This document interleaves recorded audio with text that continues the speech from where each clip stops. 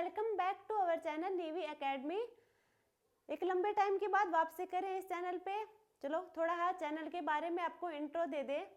ये चैनल जो हमारा नेवी एकेडमी है, यहाँ पे मेनली केमिस्ट्री डिस्कस की जाएगी।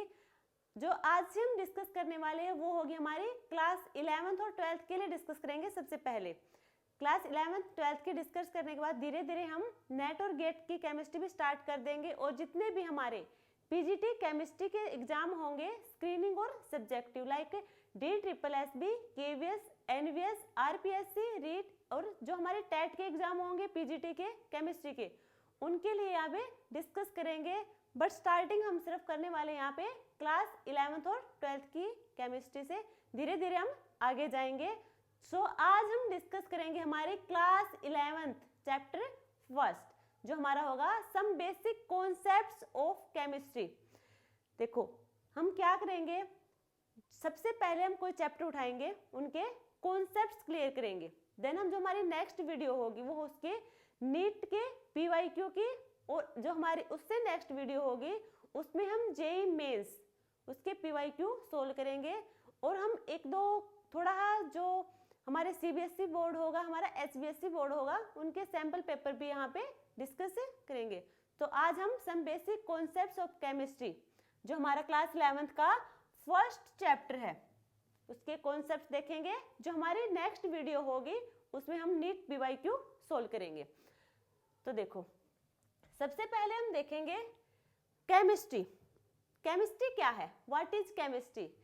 Chemistry is the branch of science that studies matter, its composition, structure, properties and the changes it undergoes during chemical reaction।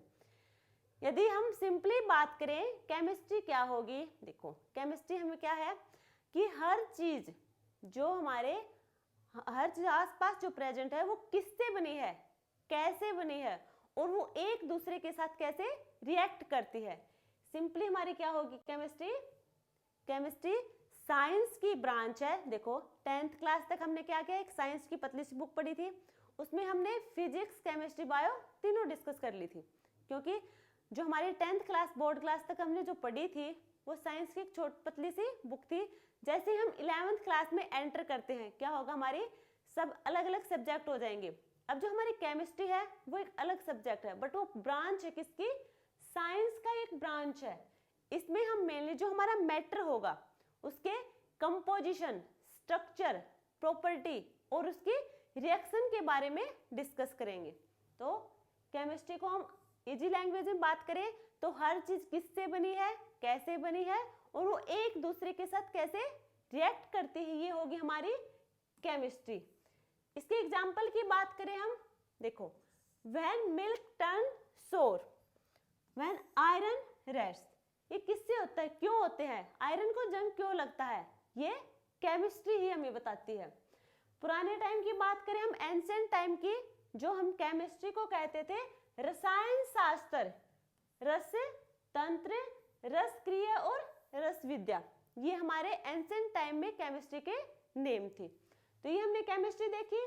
Chemistry के बारे में जो साइंस की एक ब्रांच होगी, और ये हमें मैटर की कंपोजिशन, उसकी स्ट्रक्चर, प्रॉपर्टी क्या है, और वो एक दूसरे के साथ कैसे रिएक्ट करते हैं, ये हमें केमिस्ट्री में स्टडी करेंगे। नेक्स्ट हम देखेंगे केमिस्ट्री की importance, importance of chemistry.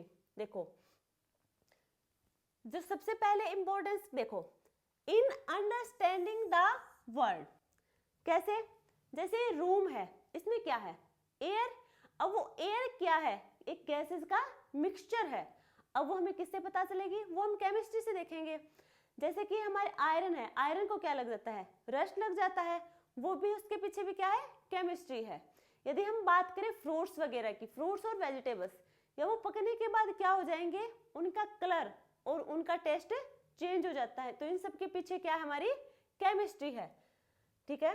Next point की बात करें हम, इन मेडिसिन एंड हेल्थ, मेडिसिन और हेल्थ, इनमें भी हम क्या है, हमारे केमिस्ट्री का इंपॉर्टेंस है। कैसे? देखो हमारे जो मेडिसिन होती हैं वो केमिस्ट्री उनसे ही प्रिपेयर करते हैं। जो हमारी लाइफ सेविंग ड्रग है, जो हमारी लाइफ सेविंग ड्रग है,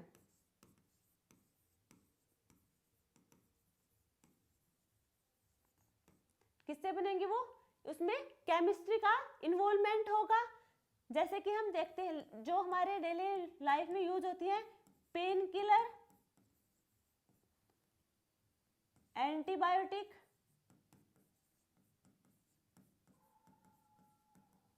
ये किससे बने होंगे, इन सब में केमिस्ट्री का इंपॉर्टेंट रोल होता है। ठीक है, जो हमारी लाइफ सेविंग ड्रग्स हैं लाइक सिस्प्लेटिन, जो सिस्प्लेटिन है उसका यूज हम किस में करेंगे, कैंसर थेरेपी में उसका यूज करेंगे। नेक्स्ट हमारा होगा इन फूड एंड एग्रीकल्चर। फूड और एग्रीकल्चर में केमिस्ट्री का इंपॉर्टेंस क्या है, देखो हम कभी क्या करते हैं, फूड को प्रिजर्व करते हैं, किससे, सोडियम बेंजोएट से। अब जो हमारा सोडियम बेंजोएट है क्या है, वो केमिस्ट्री का फॉर्मुलेशन है, तो क्या कह सकते हैं, जो फूड वगैरह में वहाँ भी केमिस्ट्री लगती है। एग्रीकल्चर की बात करें, देखो जो हमारे सोइल न्यूट्रिएंट्स हैं और जो हमारी माइक्रोब्स वगैरह हैं, इनमें सब क्या है, इनके पीछे भी केमिस्ट्री है।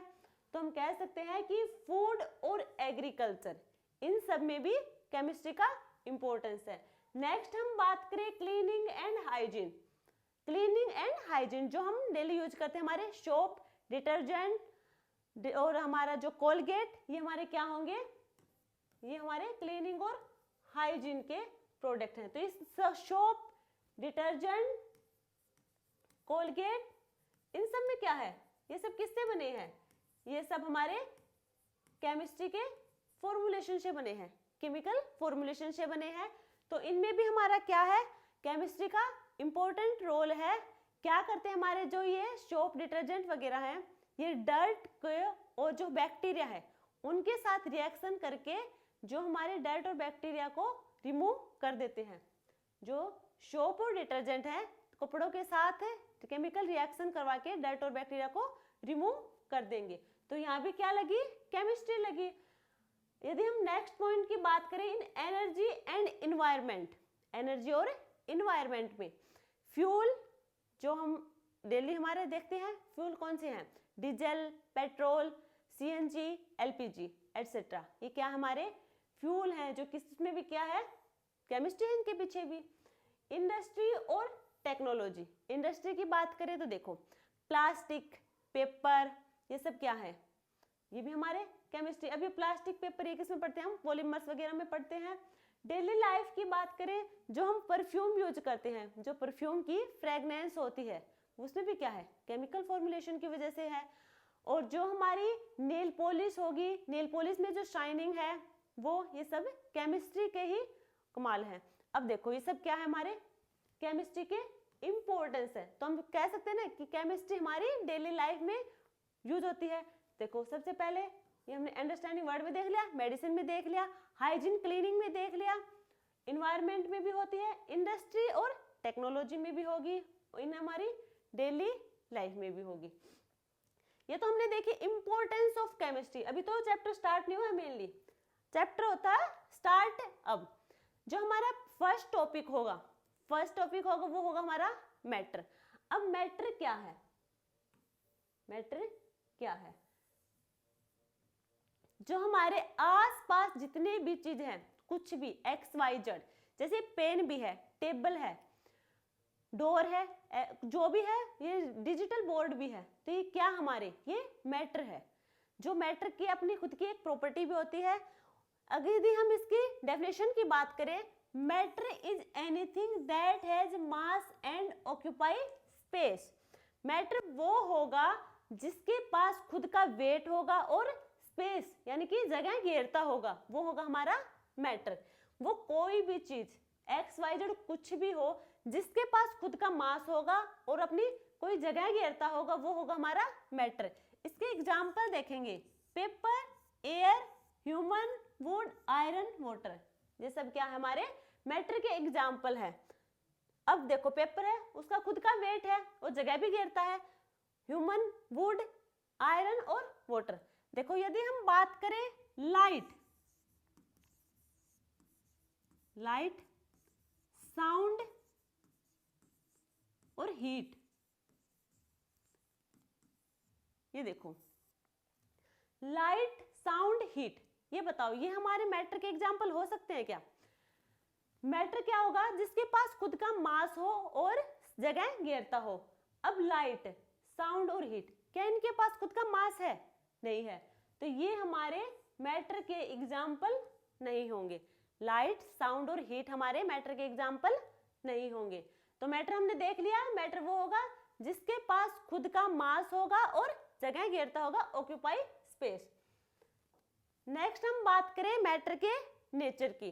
अब मैटर का नेचर कैसा होगा? देखो, फर्स्ट है particles of matter are continuously moving. Second होगा हमारा particles of matter have space between them. अब इसके नेचर की बात करें, देखो, particle of matters are continuously moving. जो हमारे मैटर के पार्टिकल्स होंगे वो कॉन्टिन्यूअसली मूव करते रहते हैं। यदि इसे हम एग्जाम्पल से समझे, एक हमने ग्लास लिया, पानी का गिलास लिया, उसमें हमने इंक की एक ड्रॉप डाली। यदि उसमें हम इंक की एक ड्रॉप डालते हैं बिना हिलाए, यदि हम देखते हैं फिर भी वो क्या करेगी, पूरा पानी हमारा कैसा हो जाएगा, जैसा इंक का कलर होगा, जैसे ब्लू कलर की इंक डाली है तो पूरा पानी कैसा हो जाएगा, हमारा वाटर ब्लू कलर का हो जाएगा, बिना हिलाए हो रहा है। यानी कि जो इंक और वाटर उनके बीच में क्या है, स्पेस है। अब वो स्पेस है, इसकी वजह से क्या करेंगे, वो कंटिन्यूअसली मूव करते रहेंगे अपने अपने स्पेस में। तो ये क्या होगा हमारा, मैटर्स आर कंटिन्यूअसली मूविंग। दे हम देखो, मेनली हम बात करें nature of matter. Nature of matter क्या होगा, कोई भी मैटर है, कोई भी पार्टिकल्स है, वो किससे बने हुए, मैटर किससे बना होगा, स्मॉल स्मॉल पार्टिकल्स से बने होंगे। वो एटम और मॉलिक्यूल्स भी हो सकते हैं। किससे बने होंगे, एटम और मॉलिक्यूल से। एटम और मॉलिक्यूल से बने होंगे हमारे मैटर। अब क्या होगा, उनके बीच में क्या होगा, इंटर पार्टिकल स्पेस होगा। इंटर पार्टिकल स्पेस होगा। एटम और मॉलिक्यूल से मिलके हमारे मैटर बनेंगे, उनके बीच में क्या होंगे, इंटर पार्टिकल स्पेस होंगे। अब हमने जो एग्जांपल देखा था वाटर, वाटर में क्या ऐड किया था हमने, ब्लू कलर की इंक ऐड की थी। बिना हिलाए हम देखेंगे तो भी क्या हो जाएगा, वाटर का कलर चेंज हो जाएगा, ब्लू कलर का हो जाएगा, क्योंकि दोनों पार्टिकल्स के बीच में इंक और वाटर, इनमें क्या है, इनमें जो इंटर पार्टिकल स्पेस होंगे उनमें कॉन्टिन्यूअसली मूव करते रहेंगे, इसलिए क्या हो जाएगा, इनका कलर चेंज हो जाएगा। तो ये हमारा जो फर्स्ट पॉइंट है नेचर ऑफ मैटर का, वो सही होगा कि उनमें क्या करेंगे, वो कॉन्टिन्यूअसली मूवमेंट होती रहेगी। सेकंड हमारा क्या है, particles of matter have space between them. अब उनके बीच में स्पेस है। अब देखो इसका एग्जांपल हम देखेंगे, हमने ले लिया कोई स्पंज ले लिया, क्या ले लिया, स्पंज। स्पंज दिखने में कैसा है, मीन्स होता कैसा, वो सॉलिड स्टेट में होगा। अब वो सॉलिड स्टेट में होगा, जब हम उसे कंप्रेस करेंगे, उस पर प्रेशर लगाएंगे ऊपर से, तो क्या हो जाएगा, वो उसका साइज क्या हो जाएगा, डिक्रीज हो जाएगा। अब जो इसका मतलब क्या होगा, क्यों होगा, देखो ये हमारा कोई स्पंज है, इसके ऊपर से हम प्रेशर लगाएंगे, ठीक है, स्पंज ये किस फॉर्म में है, सॉलिड फॉर्म में है, इस पे प्रेशर लगाएंगे तो क्या हो जाएगा, इस टाइप का दिखेगा हमें कुछ। अब इस टाइप का हमें क्यों दिख रहा है, सॉलिड है तो भी क्या कर रहा है, ये कंप्रेस हो रहा है। क्यों हो रहा है, क्योंकि जो हमारे स्पंज है उसमें एयर पोर्स प्रेजेंट है। एयर पोर प्रेजेंट है, जब हम उसके ऊपर प्रेशर लगाएंगे तो वो एयर पोर्स होंगे, वो जो हमारे क्या हो जाएंगे, हट जाएंगे, वहां से जो गैसेस वगैरह थी वो क्या हो जाएगी, वहां पे हट जाने के बाद कंप्रेस हो जाएगी। जैसे हम प्रेशर हटाएंगे, प्रेशर हटाने के बाद स्पंज वापस से अपनी पहले वाली स्टेट में आ जाएगा, क्योंकि वापस से क्या हो जाएंगे, वहां पे पोर से फिल हो जाएंगे एयर से। तो हम क्या कह सकते हैं, particles of matter have space between them, क्या उनमें स्पेस प्रेजेंट है। तो ये तो हो गया हमारा नेचर, जो मैटर का, मैटर किससे बने हुए हैं, स्मॉलेस्ट पार्टिकल से बने हुए हैं, एटम और मॉलिक्यूल्स के, उनके बीच में, एटम और मॉलिक्यूल्स के बीच में इंटर पार्टिकल स्पेस होगा और वहां पे फोर्स ऑफ अट्रैक्शन भी होगा। ये जो इंटर पार्टिकल स्पेस और फोर्स ऑफ अट्रैक्शन, ये हम अच्छे से डिस्कस करेंगे जब हम डिस्कस करेंगे स्टेट ऑफ मैटर को क्लासिफिकेशन में, ठीक है। तो ये हमने नेचर ऑफ मैटर देख लिया। नेक्स्ट हम देखेंगे classification of matter. Classification of matter 2 type की होंगी। फर्स्ट होगी हमारी फिजिकल क्लासिफिकेशन, नेक्स्ट होगी हमारी केमिकल क्लासिफिकेशन। फिजिकल क्लासिफिकेशन क्या होगी हमारी, देखो सबसे पहले हम फिजिकल क्लासिफिकेशन के बारे में डिस्कस करेंगे। On the basis of physical state, on the basis of physical state,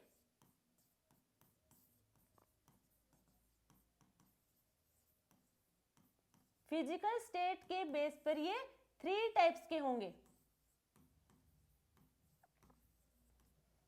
तो क्या होंगे हमारी स्टेट्स ऑफ मैटर, 3 टाइप के होंगे, सॉलिड, लिक्विड और गैस।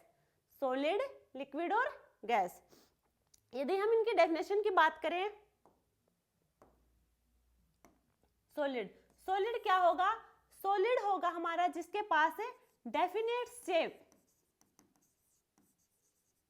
एंड डेफिनेट वॉल्यूम हो। सॉलिड होगा हमारा जिसके पास डेफिनेट शेप और डेफिनेट वॉल्यूम हो। यदि हम लिक्विड की बात करें, लिक्विड के पास डेफिनेट वॉल्यूम तो होगा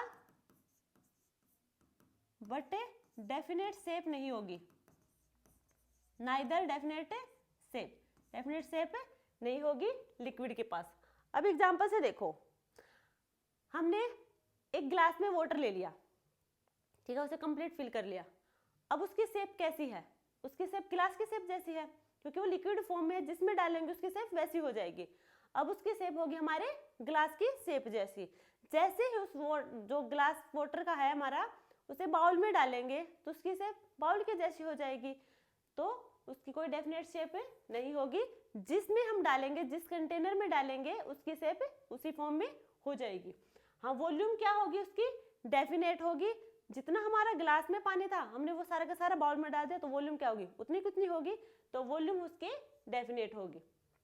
सॉलिड में हमारा क्या होगा, शेप और वॉल्यूम दोनों डेफिनेट होंगी। यदि हम गैस की बात करें, गैस की शेप और वॉल्यूम क्या होंगी, ना तो शेप और ना ही वॉल्यूम डेफिनेट होंगी। अब देखो ये पूरा रूम है एक, इस रूम में क्या है, एयर है। अब इसे हम पूरे रूम की एयर को एक कंटेनर में प्रेशर लगा के फिल कर दें, क्या होगी, उसकी शेप चेंज हो गई, वॉल्यूम भी क्या हो जाएगी, चेंज हो जाएगी। तो हमारे गैस की कोई डेफिनेट शेप नहीं होती, ना ही डेफिनेट वॉल्यूम होती है। तो ये हमारे क्या है, state of matter, physical state के बेसिस पे हमने फिजिकल क्लासिफिकेशन की है, जो 3 टाइप की है, सॉलिड, लिक्विड और गैस। यदि हम बात करें सॉलिड की, हमने लास्ट जो पढ़ा था, जो हमारा मैटर का नेचर था, उसमें क्या बताया था, जो हमारे मैटर है वो स्मॉलेस्ट पार्टिकल से मिलके बने। वो स्मॉलेस्ट पार्टिकल हमारे एटम और मॉलिक्यूल्स होंगे, उनके बीच में इंटर पार्टिकल स्पेस प्रेजेंट होंगे। अब वो जो इंटर पार्टिकल स्पेस है वो साथ में फोर्स ऑफ अट्रैक्शन भी होगा। देखो ये सॉलिड है, इनके बीच में क्या है, इंटर पार्टिकल स्पेस तो है, क्योंकि हम क्या करेंगे, कितने भी सॉलिड चीज उनके बीच में थोड़ा बहुत इंटर पार्टिकल स्पेस होगा। ये लिक्विड है, इसमें देखो अब इसमें कितना होगा इंटर पार्टिकल स्पेस, देखो कितना ज्यादा है, यानी कि सॉलिड से ज्यादा किसमें है इंटर पार्टिकल स्पेस, लिक्विड में। यदि हम बात करें गैसेस में, यहाँ पे और ज्यादा होगा स्पेस। तो यदि हम बात करें इंटर पार्टिकल स्पेस की, inter particle space, inter particle space की बात करें तो सबसे ज्यादा स्पेस किसमें होगा, गैसेस में होगा, देन किस में होगा, लिक्विड में, देन सॉलिड में। यानी कि सॉलिड स्टेट में इंटर पार्टिकल स्पेस सबसे कम होंगे और सबसे ज्यादा होंगे हमारे गैसेस स्टेट में।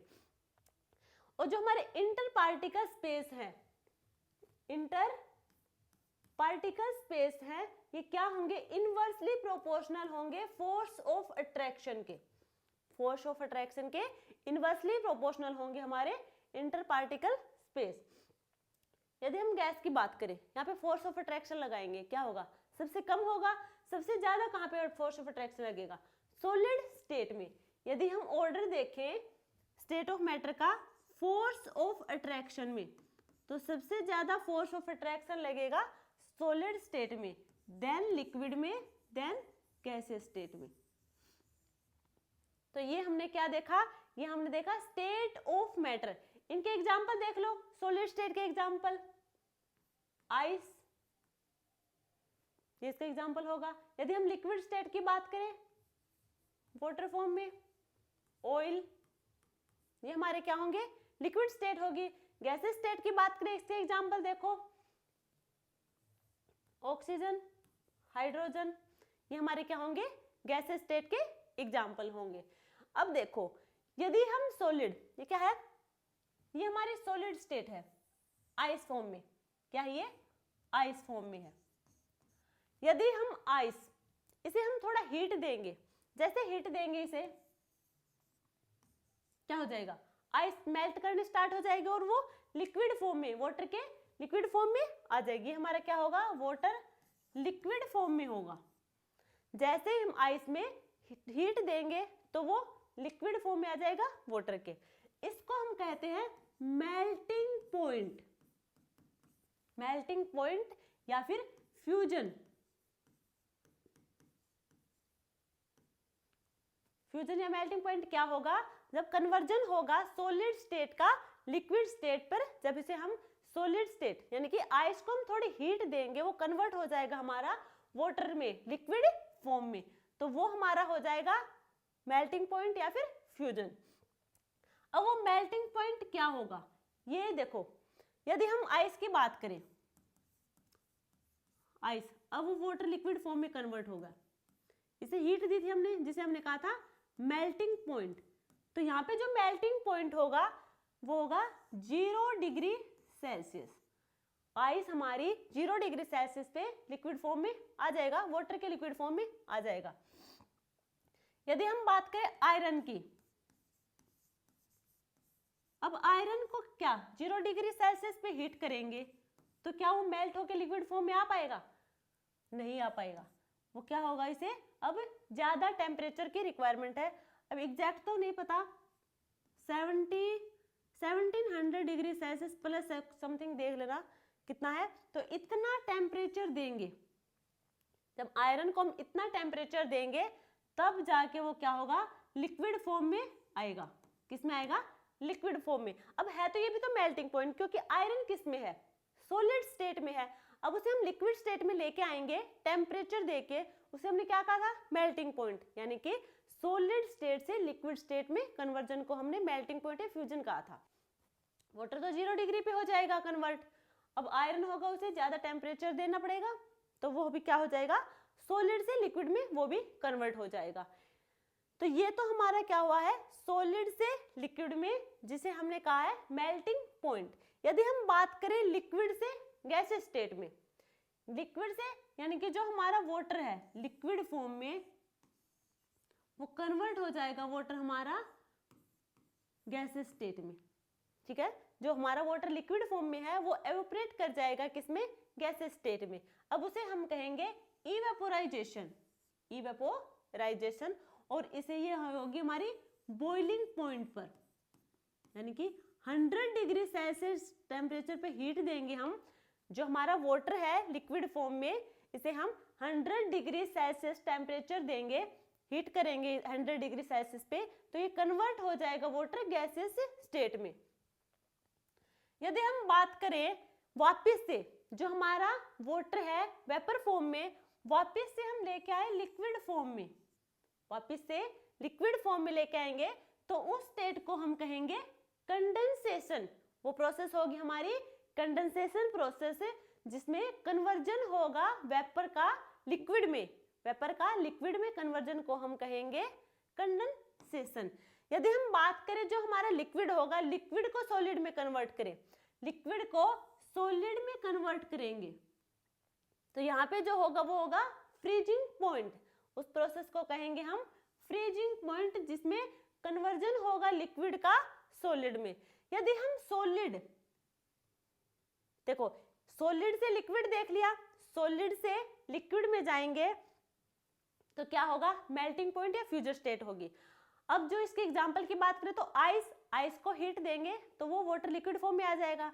यदि हम बात करें अब वाटर लिक्विड फॉर्म की, उसे हम हीट देंगे यानी कि boiling point, at boiling point पे वो क्या हो जाएगा, वाटर लिक्विड कन्वर्ट हो जाएगा वाटर गैसेस फॉर्म में या वेपर फॉर्म में, उसे हम कहेंगे इवेपोराइजेशन। नेक्स्ट हमने देखा था, अब देखो ये देखेंगे जो हमारी सॉलिड फॉर्म है, सॉलिड फॉर्म से डायरेक्ट वेपर फॉर्म में यानी कि गैसियस फॉर्म में कन्वर्जन, उसे हम कहेंगे सब्लिमेशन, उसे हम कहेंगे सब्लिमेशन। अब इसके एग्जांपल की बात करें, जो सबके घरों में मिल जाती है, जो कपड़ों में रखते हैं हम नेफ्थलिन वॉल, जो नेफ्थलिन वॉल है वो सॉलिड फॉर्म में होगी। अब वो रखी रहती है, हमने कभी उसे लिक्विड फॉर्म में नहीं देखा, वो क्या होंगे, डायरेक्ट गैसियस फॉर्म में चली जाती है। तो वो हमारे किसका एग्जाम्पल होगा, सॉलिड स्टेट से गैसियस स्टेट में कन्वर्जन का, जिसे हम कहेंगे सब्लिमेशन प्रोसेस। यदि हम गैसियस वेपर को डायरेक्ट कन्वर्ट करें सॉलिड स्टेट में, बीच में लिक्विड का कन्वर्जन ना ले, गैस से सीधा सॉलिड में कन्वर्ट करेंगे, उसको हम कहेंगे डिपोजिशन। क्या होगा, डिपोजिशन प्रोसेस। तो ये हमने क्या देखे, ये हमने देखी फिजिकल क्लासिफिकेशन। फिजिकल क्लासिफिकेशन हमने देखी फिजिकल स्टेट के बेस पे, 3 टाइप की थी, सॉलिड, लिक्विड और गैस। अब हम नेक्स्ट देखते हैं हमारी केमिकल क्लास। अच्छा ये देखो, थर्मल एनर्जी। थर्मल एनर्जी क्या होगी, थर्मल एनर्जी वो होगी कोई भी सब्सटेंस, किसी भी सब्सटेंस के जो पार्टिकल्स होंगे जिनका रैंडम मोशन को due to motion of constituent particles, यानी कि किसी भी सब्सटेंस के कॉन्स्टिट्यूएंट पार्टिकल का जो रैंडम मोशन होगा उसकी वजह से जो एनर्जी होती है, क्या होगी, जो एनर्जी क्रिएट होती है वो होगी हमारी थर्मल एनर्जी। और जो ये थर्मल एनर्जी है ये ऑलरेडी हमारी किसी भी सब्सटेंस में या पार्टिकल्स में स्टोर्ड फॉर्म में होती है। क्या होती है, ये ऑलरेडी स्टोर्ड फॉर्म में होती है। यदि हम बात करें इंटरमोलिकुलर फोर्स ऑफ अट्रैक्शन, ये क्या होगा, जो हमारे कॉन्स्टिट्यूएंट पार्टिकल्स उनके बीच में जो फोर्स ऑफ अट्रैक्शन होगा वो होगा इंटरमोलिकुलर फोर्स ऑफ अट्रैक्शन। अभी हमने देखा था, जैसे ये देखो, ये हमारा सॉलिड है, ये हो गया हमारी सॉलिड स्टेट,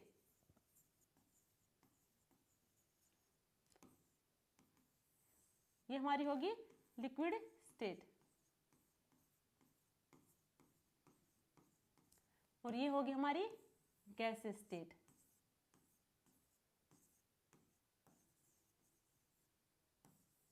ये लिक्विड स्टेट, ये सॉलिड स्टेट। अब देखो इंटरमोलिकुलर फोर्स ऑफ अट्रैक्शन, जो हमारा इंटरमोलिकुलर फोर्स ऑफ अट्रैक्शन होगा ये किसी एक मॉलिक्यूल के अंदर नहीं होगा, ये मॉलिक्यूल्स के बीच में, यानी कि 2 या 2 से ज्यादा मॉलिक्यूल्स के बीच में होगा, ना कि एक मॉलिक्यूल के अंदर ही होगा। ठीक है, यानी कि 2 या 2 से ज्यादा मॉलिक्यूल के बीच में होगा, ये होंगे। अब कोई भी है, ये पार्टिकल हमारे, इनके बीच में जो फोर्स ऑफ अट्रैक्शन, अब सॉलिड स्टेट में क्या था, हमने जो लास्ट स्लाइड वहां पे देखा था, सॉलिड स्टेट में सबसे ज्यादा फोर्स ऑफ अट्रैक्शन लगेगा एज कंपेयर टू लिक्विड और गैस स्टेट में, क्योंकि यहाँ पे क्या होगा, जो इंटर पार्टिकल स्पेस होगा वो सबसे कम होगा। इंटर पार्टिकल स्पेस कम होने की वजह से वहां पे फोर्स ऑफ अट्रैक्शन सबसे ज्यादा लगेगा। गैसेस स्टेट, अब गैसेस में देखो क्या है, यहाँ पे इंटर पार्टिकल स्पेस होगा वो सबसे ज्यादा है, अब यहाँ पे जो फोर्स ऑफ अट्रैक्शन होगा वो सबसे कम लगेगा। तो ये हमारा क्या होगा, इंटरमोलिकुलर फोर्स ऑफ अट्रैक्शन। और ये क्या करेगा, देखो यदि हम इनके फोर्स लगाएंगे, ये हमारी गैस स्टेट है, यहाँ पे अगर कोई प्रेशर लगाएंगे, फोर्स लगाएंगे, तो क्या होंगे, पार्टिकल एक दूसरे के पास आएंगे, क्या होंगे, एक दूसरे के पास आएंगे। तो ये हमारा होगा intermolecular force of attraction. Next हम देखेंगे केमिकल क्लासिफिकेशन। केमिकल क्लासिफिकेशन क्या होगा, देखो यहाँ होंगे 2 टाइप की, कितने होंगे, 2 टाइप के। सबसे फर्स्ट होगा हमारा प्योर सब्सटेंस और नेक्स्ट होगा हमारा मिक्सचर। अब प्योर सब्सटेंस वो होगा जो सिर्फ एक ही टाइप के पार्टिकल से बने होंगे, जो प्योर सब्सटेंस होंगे, प्योर मीन्स कोई भी चीज है वो प्योर फॉर्म में है, यानी कि वो उसमें कोई मिलावट ही नहीं है, यानी कि एक ही टाइप के पार्टिकल से बना हो, वो होगा हमारा प्योर सब्सटेंस। मिक्सचर, अब नाम से देखो मिक्सचर यानी कि इसमें कुछ मिलावट है, यानी कि दो या दो से ज्यादा प्योर सब्सटेंस से मिलके जो बना होगा वो हमारा मिक्सचर होगा। अब हम बात करेंगे हमारे प्योर सब्सटेंस के टाइप की। प्योर सब्सटेंस हमने देख लिया, प्योर मीन्स कोई भी चीज एकदम प्योर फॉर्म में, यानी कि वो एक ही टाइप के पार्टिकल से मिलके बना है, उसमें किसी भी टाइप की कोई मिलावट नहीं है, किसी और पार्टिकल्स का इन्वॉल्वमेंट उसमें नहीं है, सिर्फ एक ही टाइप के पार्टिकल्स है, वो होगी हमारे प्योर सब्सटेंस। अब प्योर सब्सटेंस टू टाइप के होंगे, elements and compounds, elements and compound, ये होंगे हमारे प्योर सब्सटेंस के टाइप। सबसे पहले हम एलिमेंट्स के बारे में डिस्कस करेंगे। देखो जो हमारे इसकी ओल्ड डेफिनेशन है एलिमेंट्स की ओल्ड डेफिनेशन है, उसमें क्या थी, प्योर सब्सटेंस की सिंपलेस्ट फॉर्म थी, क्या थी, simplest form of pure substance with definite physical and chemical property which can neither, न तो उसे तोड़ा जा सकता किसी में और न ही उसे बनाया जा सकता, बिल्ड किया जा सकता सिंपलर सब्सटेंस से। ये किसने बताया था, ये पुरानी डेफिनेशन है एलिमेंट्स के बारे में, बट कुछ केमिस्ट ऐसे थे जिन्होंने इस डेफिनेशन को मानने से मना कर दिया कि नहीं ऐसा तो नहीं हो सकता, कि ये टूट भी सकते हैं और कोई नए पार्टिकल्स की फॉर्मेशन भी दे सकते हैं। तो जो हमारी न्यू डेफिनेशन थी, ये प्योर सब्सटेंस की सबसे सिंपलेस्ट फॉर्म तो है, प्योर सब्सटेंस की सिंपलेस्ट फॉर्म है, बट क्या होगा, और उसमें केवल एक ही टाइप के पार्टिकल से मिलके बने होंगे, और वो पार्टिकल एटम्स और मॉलिक्यूल्स, यानी कि मे बी एटम्स और मॉलिक्यूल्स, वो एटम भी हो सकते हैं और मॉलिक्यूल्स भी हो सकते हैं। एग्जांपल से देखो, यदि वो एटम की फॉर्म में है तो इसके एग्जांपल देखो, जैसे कॉपर है, क्या है, कॉपर, गोल्ड, आयरन, क्या होंगे, एटम की फॉर्म में है और क्या है, प्योर फॉर्म में है। अब कॉपर है, प्योर सब्सटेंस है, एक ही टाइप के पार्टिकल से मिलकर बना है, और ये क्या है, एटम्स की फॉर्म में है जो एग्जिस्ट करते हैं। यदि हम बात करें मॉलिक्यूल्स की, एक ही टाइप के एटम से मिल, एक ही टाइप के पार्टिकल से मिलकर बना हो, देखो मॉलिक्यूल की एग्जांपल बात करें, H2O2 Cl2, ये हमारे क्या होंगे, एक ही टाइप के, यानी कि H2 ये सिर्फ हाइड्रोजन से मिलके बने हैं, बट क्या है, ये एटम की फॉर्म में नहीं है, मॉलिक्यूल की फॉर्म में है। H2 हाइड्रोजन के 2 मोल्स ले रखे हैं, तो हम कह सकते हैं जो हमारा जो न्यू डेफिनेशन उसके अकॉर्डिंग एलिमेंट है वो प्योर सब्सटेंस का एक पार्ट है, और वो उसे हम क्या कर सकते हैं, एक ही टाइप के पार्टिकल से मिलके बना है, और वो पार्टिकल एटम और मॉलिक्यूल्स कुछ भी हो सकता है, वो एटम फॉर्म में भी हो सकते हैं और वो मॉलिक्यूल फॉर्म में भी हो सकते हैं। तो ये होगी हमारी एलिमेंट। तो एलिमेंट के बारे में तो देख लिया, अब एलिमेंट भी 3 टाइप के होंगे। यदि हम बात करें एलिमेंट्स की तो वो 3 टाइप्स के होंगे, metals, non metals and metalloids. Metal, non metal और मेटलॉइड्स, इनके बारे में हम डिस्कशन करेंगे हमारे पीरियोडिक प्रॉपर्टीज वाले चैप्टर में, यानी कि चैप्टर 3 में हम इसके बारे में डिस्कस करेंगे डीप में, क्योंकि वो चैप्टर की स्टार्टिंग यहीं से है, जो पीरियोडिक टेबल है जो किसमें डिवाइड हो रखी है, मेटल, नॉन मेटल और मेटलॉइड्स में। तो ये डिस्कस हम पीरियोडिक टेबल में कर लेंगे। यदि हम बात करें अब कंपाउंड की, कंपाउंड क्या है, प्योर सब्सटेंस का ही टाइप है, ये भी कंपाउंड क्या हमारा प्योर सब्सटेंस का ही टाइप है। अब एलिमेंट तो था कि एक ही टाइप के पार्टिकल से मिलके बना हो, चाहे वो एटम हो या फिर मॉलिक्यूल्स की फॉर्म में हो, बट वो एक पार्टिकल से मिलके बना हो। अब हम बात करें कंपाउंड की, कंपाउंड में क्या होगा, जो 2 या 2 से अधिक पार्टिकल से मिलके, 2 या 2 से अधिक एलिमेंट्स या फिर एटम से मिलके जो मॉलिक्यूल बना होगा वो होगा हमारा compound, but present in a fixed proportion by mass. क्या होगा, फिक्स्ड प्रोपोर्शन बाय मास होगा। तो ये होगा हमारा कंपाउंड। नेक्स्ट हमारा क्या होगा, नेक्स्ट होगा हमारा मिक्सचर। ये हमने किसके बारे में डिस्कस कर लिया, प्योर सब्सटेंस के बारे में। अब हम मिक्सचर के बारे में, अब मिक्सचर क्या है, मिक्सचर वो होगा जो दो या दो से अधिक टाइप के एलिमेंट से मिलके बना हो, बट वो किसी भी रेशियो में हो सकते हैं। क्या हो गए, किसी भी रेशियो में हो सकता है, और ये किस में है, फिक्स्ड रेशियो में, फिक्स्ड प्रोपोर्शन बाय मास, और मिक्सचर होगा वो इन एनी रेशियो। ठीक है, इन एनी रेशियो। ठीक है, मिक्सचर कितने टाइप के होंगे, होमोजीनस और हेट्रोजीनस। होमोजीनस, होमो मीन्स, होमो क्या होगा, होमो होगा हमारा सेम, जीनस मीन्स कंपोजिशन।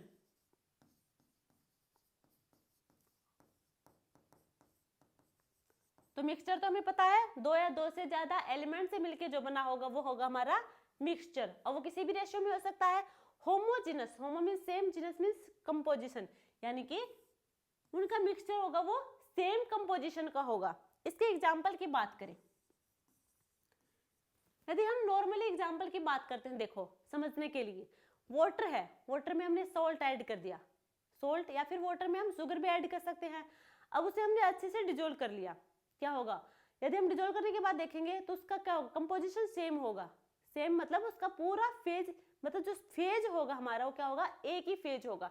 अब उस जो हमने वाटर लिया है उसमें शुगर ऐड की है, अब उसको अच्छे से डिजोल्व करने के बाद हम उस वाटर को देखते हैं, तो उसका कहीं से भी उठा लो, कहीं से भी पानी उठा के देखेंगे उसका एक स्पून, तो क्या होगा, सेम टेस्ट होगा। ऊपर से उठाएंगे, नीचे से उठाएंगे, सेंटर से उठाएंगे, देखो ये हमारा गिलास है, ये सब पानी है, ठीक है, इसमें हमने ऊपर से ऐड कर दी शुगर, शुगर ऐड कर दी। अब इसको हमने डिजोल्व कर लिया, डिजोल्व करने के बाद ये हमारा इसका सॉल्यूशन मिलेगा, मिक्सचर। क्या होगा, ये इसका मिक्सचर होगा। अब इस मिक्सचर को हम क्या होगा, ये हमारा सेम कंपोजिशन होगा। सेम कंपोजिशन मीन्स यहां से लो, कहीं से भी लेंगे हम, यहां से लेंगे, यहां से लेंगे, कहीं से भी ले उठाएंगे, इसका कंपोजिशन इसका कैसा होगा, सेम होगा। तो ये हमारा होगा होमोजेनस मिक्सचर। यदि हम इसका एग्जांपल देख लो, जैसे कि ब्रास और ब्रोंज, ब्रास और ब्रोंज ये हमारे क्या होंगे, होमोजेनस मिक्सचर के एग्जाम्पल होंगे। जो हमारा ब्रास होगा और ब्रोंज होंगे वो होमोजेनस मिक्सचर के एग्जाम्पल होंगे। हम बात करें हेट्रोजेनस मिक्सचर की, hetero means different, genus means composition. अब ये होगा हमारा डिफरेंट कंपोजिशन में, क्या होगा, जिसका डिफरेंट कंपोजिशन हो, डिफरेंट फेज हो, उसे हम कहेंगे होमोजेनस हेट्रोजेनस मिक्सचर। अब इसकी हम बात करें, ये कोई ग्लास है, ये वाटर है, यदि हम ऊपर से ऐड करेंगे ऑयल या फिर हनी लगा लो, हनी तो फिर भी डिजोल्व हो जाएगा, ऑयल, अब इसे हम डिजोल्व करने की कोशिश करेंगे तो ऑयल कभी भी हमारे वाटर में डिजोल्व नहीं होगा, ये हमारा वाटर रहेगा और जो ऑयल होगा वो इसके ऊपर ही फ्लोट करता रहेगा ऐसे, ठीक है। तो ये क्या होगा, अब इसका कंपोजिशन देखेंगे हम, वाटर और ऑयल का मिक्सचर का कंपोजिशन देखेंगे तो देखो नीचे तो क्या है, वाटर है, ऊपर क्या है, ऑयल है, बीच में देखेंगे, यहाँ पे बीच में उठा के तो दोनों दिखेंगे, तो क्या हुआ, इनका कंपोजिशन डिफरेंट होगा, वो होंगे हमारे हेट्रोजेनस मिक्सचर। कंपाउंड हमने देख लिए थे, अब कंपाउंड भी टू टाइप के होंगे, ऑर्गेनिक कंपाउंड और इनऑर्गेनिक कंपाउंड। ऑर्गेनिक कंपाउंड कौन से होंगे, ऑर्गेनिक कंपाउंड वो होंगे जो हमें प्लांट्स एंड एनिमल्स से मिलेंगे, प्लांट एंड एनिमल से मिलेंगे। और जो हमारे ऑर्गेनिक कंपाउंड होंगे mainly carbon and hydrogen containing compound होंगे। कैसे होंगे, carbon and hydrogen containing compound होंगे। इनऑर्गेनिक कंपाउंड होंगे हमारे वो मिनरल्स एंड रॉक से मिलेंगे, हमें किससे मिलेंगे, मिनरल्स और रॉक से।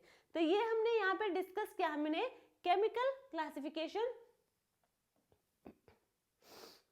केमिकल क्लासिफिकेशन हो गया हमारा।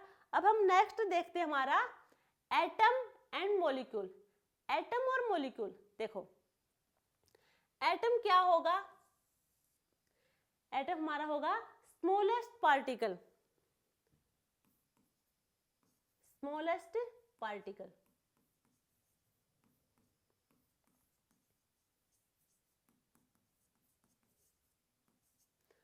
एटम होगा हमारा स्मॉलेस्ट पार्टिकल, या फिर इसे हम कह सकते हैं सिंगल फॉर्म में, या फिर इंडिविजुअल, इंडिविजुअल।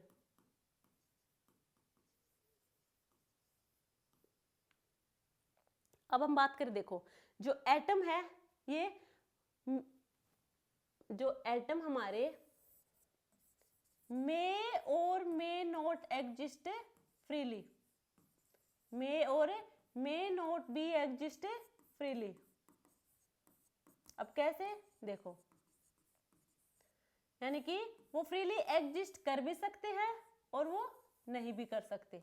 यदि हम बात करें, एग्जांपल से देखते हैं, यदि हम बात करें कॉपर, आयरन, सिल्वर, ये हमारे क्या हैं, इंडिविजुअल फॉर्म में है। कॉपर, आयरन और सिल्वर हमारे क्या होंगे, इंडिविजुअल फॉर्म में है। अब वो इंडिविजुअल फॉर्म में है, यानी कि वो फ्रीली एग्जिस्ट कर रहे हैं, ये मेटल हमारे क्या होंगे, फ्रीली एग्जिस्ट कर रही है।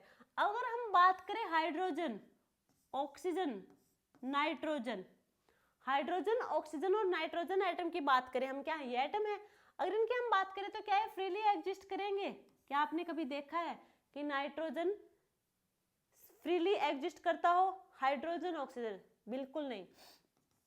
ये क्या करेंगे, मॉलिक्यूल्स फॉर्म में, यानी कि H2O2 और N2, H2O2 और N2 ये फ्रीली एग्जिस्ट नहीं कर पाएंगे, ये एग्जिस्ट करेंगे हमारे मॉलिक्यूल फॉर्म में। अब हम बात करते हैं हमारे मॉलिक्यूल्स की। मॉलिक्यूल्स वे होंगे जो दो या दो से अधिक एटम से मिलके जो बने होंगे हमारे, वो होंगे मॉलिक्यूल्स। मॉलिक्यूल्स के एग्जांपल कैसे होंगे, देखो H2O, SO2, CO2, ये हमारे क्या होंगे, मॉलिक्यूल्स के एग्जाम्पल होंगे। यदि हम बात करें एटम की ही, मॉलिक्यूल्स की कैसे होंगे,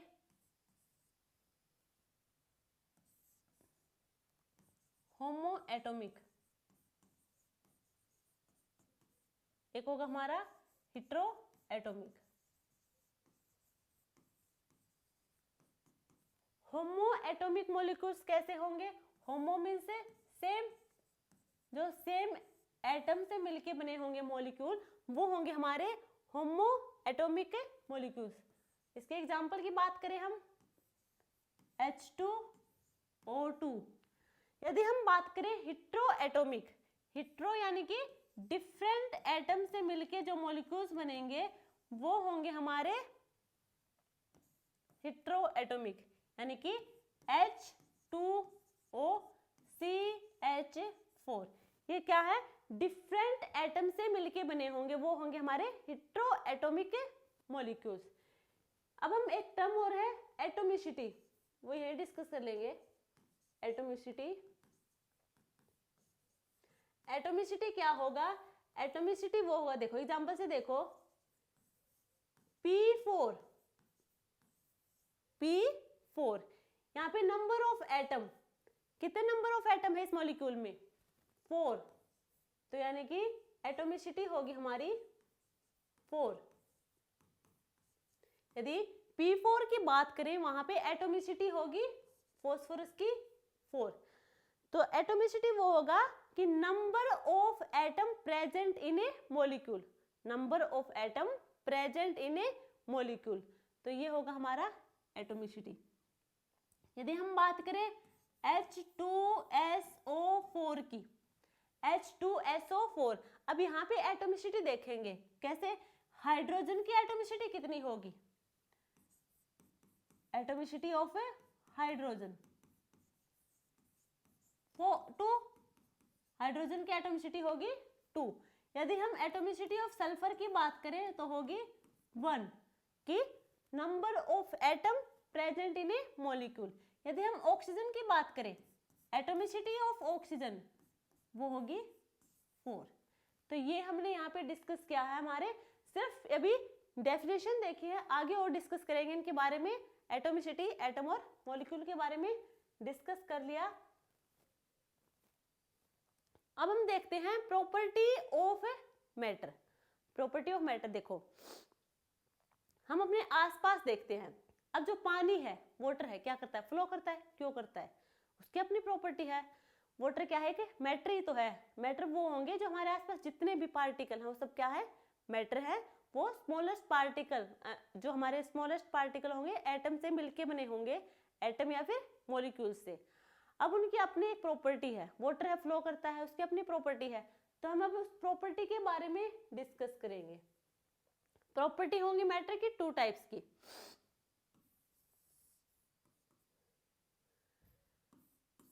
फिजिकल और केमिकल प्रॉपर्टी। फिजिकल प्रॉपर्टी और केमिकल प्रॉपर्टी। फिजिकल प्रॉपर्टी क्या होगी? फिजिकल प्रॉपर्टी वो प्रॉपर्टी होगी जिसे हम ऑब्जर्व कर सकते हैं और मेजर कर सकते हैं। क्या होगी? फिजिकल प्रॉपर्टी वो प्रॉपर्टी होगी जिसे हम ऑब्जर्व और मेजर कर सकते हैं, तो वो हमारी फिजिकल प्रॉपर्टी हो जाएगी। यदि हम इसके एग्जांपल की बात करें, कलर, जिसे हम क्या कर सकते हैं? ऑब्जर्व कर सकते हैं, तो क्या ये फिजिकल प्रॉपर्टी है। यदि हम बात करें boiling point, melting point, density, solubility, ये सब क्या होंगे? फिजिकल प्रॉपर्टी होंगी। क्या होंगी? Physical property. कैसे होंगे? देखो, boiling point, melting point, solubility, density, क्या कर सकते हैं? इसे हम ऑब्जर्व भी कर सकते हो, साथ में से हम मेजर भी कर सकते हैं। तो किस में होंगी? वो होंगी हमारे फिजिकल प्रॉपर्टी में। हाँ, एक बात और, जिसे हम ऑब्जर्व कर सकते हैं और मेजर कर सकते हैं without any change in identity and composition of matter. Without changing the identity and, देखो फिजिकल प्रॉपर्टी होगी those property which can observe and major.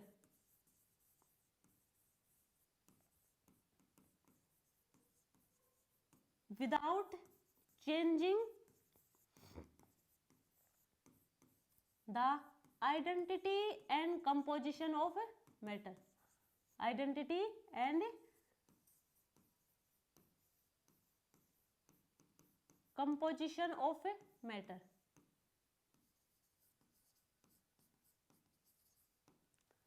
अब एग्जाम्पल से देखो, जैसे वाटर है, आइस फॉर्म में है। वाटर हमारा किस में है? आइस फॉर्म में है। यदि इसे हमने हीट दी, क्या हो जाएगा? वाटर लिक्विड फॉर्म में आ जाएगा। क्या होगा? लिक्विड फॉर्म में आ जाएगा। अब क्या होगा? वाटर से लिक्विड क्या होगी? स्टेट तो चेंज हो गई, सॉलिड से क्या है? सॉलिड फॉर्म में है। सॉलिड से लिक्विड फॉर्म में चला गया। वाटर आइस फॉर्म में लिया हमने, उसे हमने टेम्परेचर यानी कि हीट दी, तो वो लिक्विड फॉर्म में चला जाएगा। अब उसकी स्टेट तो चेंज होगी, सॉलिड से लिक्विड फॉर्म में चला गया, बट कंपोजिशन तो सेम है। कंपोजिशन में कोई चेंज नहीं आया, यानी कि वो पहले भी वाटर था, अब भी वो वाटर फॉर्म में है, यानी कि उसकी स्टेट चेंज होगी सॉलिड से लिक्विड में। कंपोजिशन सेम है, मैटर वही है हमारा वाटर। मैटर क्या है हमारा? वाटर।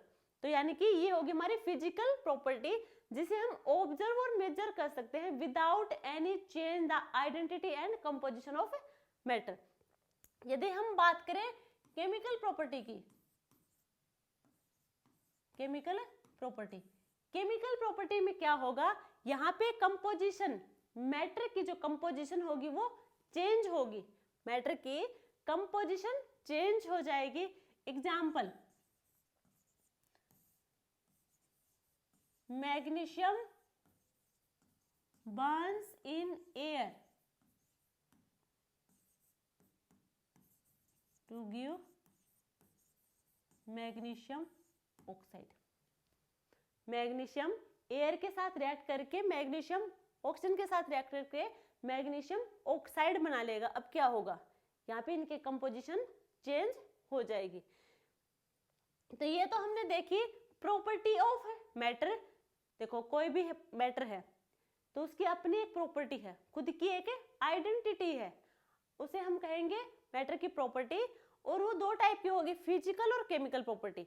फिजिकल वो होगी जिसे हम ऑब्जर्व और मेजर कर सकते हैं without any change in identity and composition of matter. Chemical property वो होगी जहां पे मैटर का कंपोजिशन में चेंज होगा। अब हम नेक्स्ट डिस्कस करते हैं, हमारा नेक्स्ट टॉपिक क्या होगा, measurement of matter. Measurement of matter. अब हम किसी भी मैटर को मेजर करना, उसकी प्रॉपर्टी देख ली, क्लासिफिकेशन देख लिया, नेचर भी देख लिया। नेचर भी कैसा था, जिसमें इंटर पार्टिकल स्पेस भी था और वो क्या हुआ, रैंडम कॉन्टिन्यूअसली मूवमेंट हो रही थी वहां पे। अब हम बात करते हैं मेजरमेंट ऑफ मैटर। वो क्या होगा, देखो हम कोई भी चीज लेंगे, कोई भी पार्ट, कोई भी थिंग्स, यानी कि जैसे हम वेजिटेबल्स ले रहे हैं या फिर फ्रूट्स ले रहे हैं। वेजिटेबल और फ्रूट्स है, अगर हम किसी शॉपकीपर के पास जाएंगे, उसे कहेंगे हमें वेजिटेबल्स चाहिए या फिर फ्रूट्स चाहिए, तो कुछ तो ऐसा होगा, कुछ तो हम मेजर करेंगे ना कि हमें कितना चाहिए, तो उसके लिए एक मेजरमेंट की यूनिट होनी चाहिए। तो जो हम वेजिटेबल्स और फ्रूट लेंगे, क्या कहते हैं दुकानदार को जाके कि भाई हमें 1 किलो के वो दे दो, आम दे दो, 1 किलो सब्जी कुछ भी XYZ ब्रिंजल दे दो, तो क्या करेगा, किलोग्राम, यानी कि जो हमारी सब्जी होगी, फ्रूट्स होगी, किस में मेजर किया हमने, किलोग्राम में मेजर किया है कि हमें इतनी सब्जी इतने किलोग्राम में चाहिए, ये वाली सब्जी इतने किलो चाहिए, ये वाली इतने किलो चाहिए। तो उसका मेजरमेंट कर दिया हमने फ्रूट्स और वेजिटेबल्स लाइक कि हमें किलो में चाहिए। यदि हम बात करें अब दूध की, मिल्क और वाटर की बात करें, अब मिल्क और वाटर को ये थोड़ी कहते हैं, कभी सुना है कि हमें 1 किलो दूध चाहिए, 1 किलो पानी चाहिए, कहने को तो कह देते हैं भाई कि 1 किलो दूध चाहिए, पर वो होता क्या है, 1 लीटर दूध, 1 लीटर पानी। तो यानी कि जो हम लिक्विड फॉर्म वाली चीजें हैं उसे हम लीटर में लेते हैं, ठीक है। यदि हम जाते हैं मार्केट में गए, हमें कपड़े खरीदने हैं, अब ये तो नहीं कहेंगे ना कि हमें 1 लीटर कपड़ा दे दो, उसे वहां जाके हम कहेंगे कि 1 मीटर, 2 मीटर, कितना मीटर में कहेंगे कि इतना मीटर में कपड़ा चाहिए। तो ये हमारे हैं मैटर की। अब कपड़ा मैटर क्या था, XYZ कुछ भी हो वो क्या हमारा मैटर है। अब कपड़े भी मैटर है, फ्रूट्स है वो मैटर है, तो उनकी मेजरमेंट बताई है कि मेजरमेंट किस में करेंगे, अब किलोग्राम में करेंगे, मीटर में करेंगे, लीटर में करेंगे। अब ये कौन सी चीज किस चीज को हम किस में मेजर करेंगे, ये भी तो करना है। देखो फिर एक आया हमारी SI यूनिट से,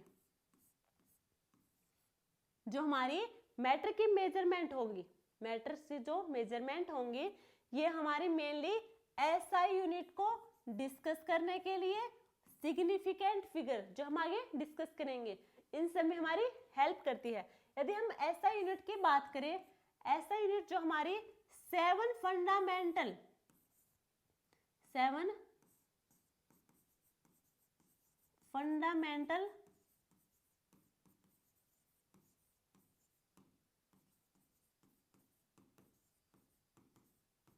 साइंटिफिक मेजरमेंट्स होंगे। देखो length, mass, time, temperature, current, intensity, amount of substance.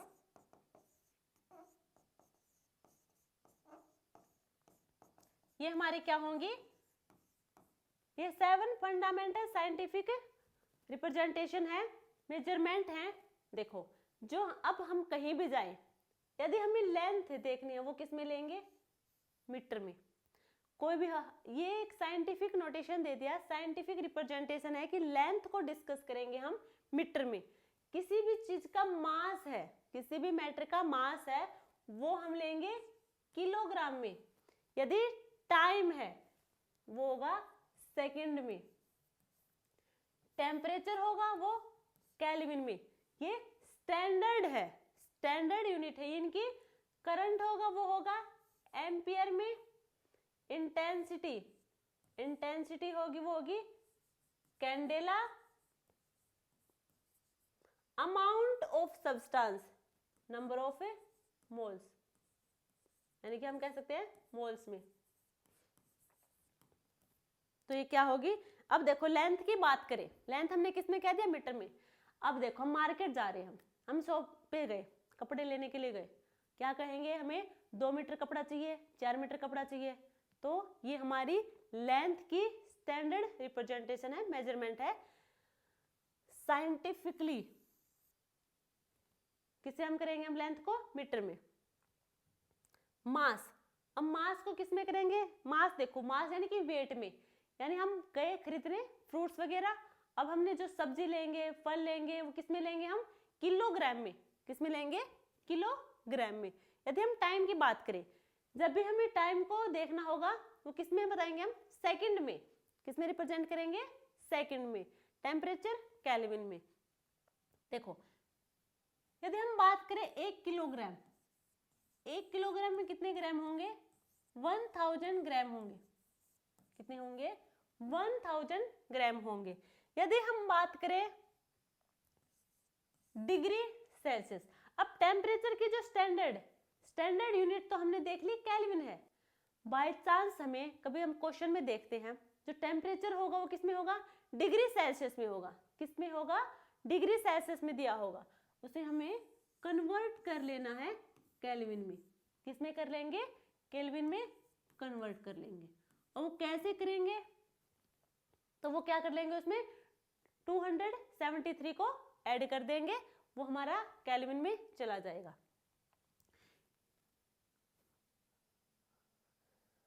तो ये हमारे क्या होंगे? Measurement of matter, measurement of matter. ठीक है, अब हम बात करते हैं नेक्स्ट टॉपिक हमारा अनसर्टेनिटी इन मेजरमेंट्स। अनसर्टेनिटी इन मेजरमेंट्स। तो देखो यहाँ पे हम 2 टर्म हैं, प्रिसीजन एंड एक्यूरेसी। क्या है ये? 2 टर्म है जिसके बारे में हम डिस्कस करेंगे। अब प्रिसीजन क्या होगा?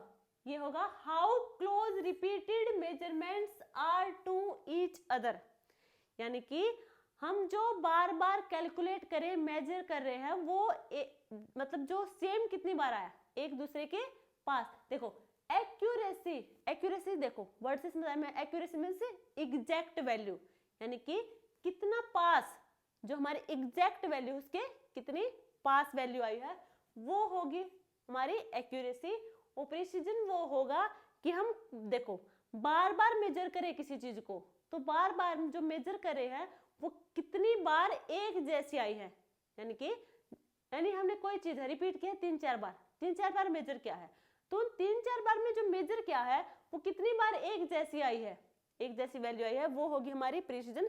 एक्यूरेसी वो होगी कि कितना हमारा एक्यूरेट, कितनी हमारी एग्जैक्ट वैल्यू के पास आई है, वो होगी। एग्जाम्पल से देखते हैं, एग्जाम्पल लेते हैं इसका डार्ट बोर्ड का।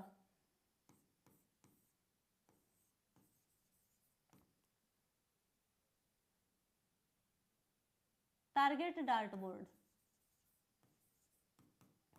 देखो ये हमारा कोई टारगेट डार्ट बोर्ड है।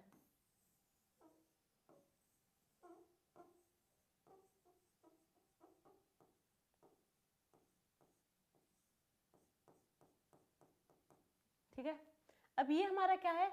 सेंटर है। क्या है ये? सेंटर है। एक मिनट, ये हमारा क्या होगा? सेंटर। यहाँ पे निशाना लगाना, हमें तीर से इस सेंटर पे निशाना लगाना है। अब क्या करेंगे? देखो हम बार बार में क्या करेंगे? निशाना लगाएंगे। अब क्या होगा? यहाँ पे आ रहे हैं, यदि वो तीर यहाँ पे हमने कितनी बार ट्राई किया? 4 टाइम्स ट्राई किया, अगर वो चारों तीर यहाँ पे आके लग रहे हैं, यानी कि वो एक्यूरेट, क्या वो एक्यूरेसी दिखा रहा है, यानी कि वो जो हमारे एग्जैक्ट पॉइंट है उसके पास में जाके लग रहा है। यदि हम बात करें कि हमारा यहाँ पे लगा तीर, 4 टाइम्स ट्राई किया और यहाँ पे लगा,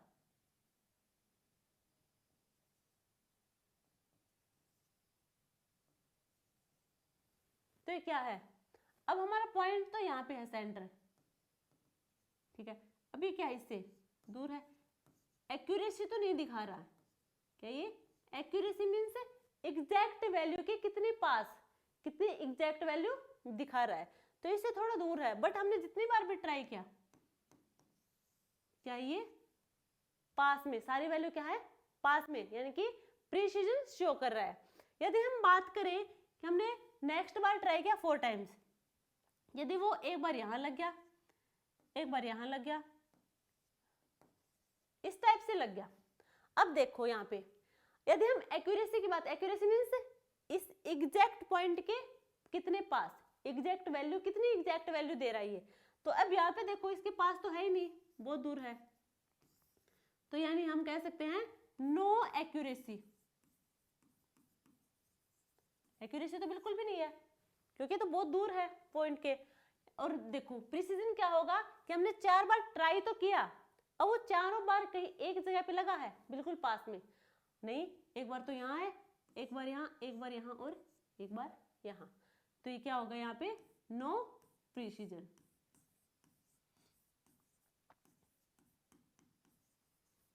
ठीक है, चलो एक बार फिर से अलग डायग्राम बना के देखते हैं। ये हो गया हमारा, ये होगा बोर्ड।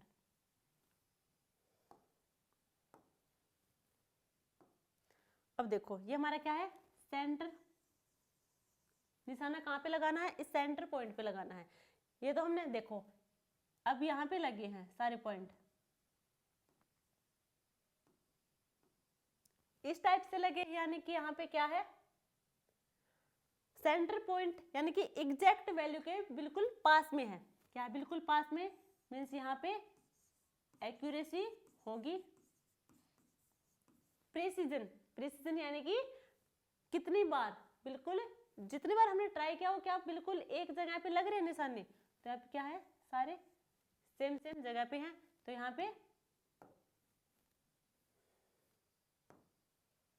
क्या होगा प्रिसीजन भी होगा। और यहाँ पे क्या था, एक बार यहाँ था, एक यहाँ था, यहाँ एक बार ये पॉइंट था। अब देखो ये है जो पॉइंट सारे क्या है, ना तो ये एक्यूरेसी शो करे ना ही प्रिसीजन शो करे। यदि इस टाइप का हो,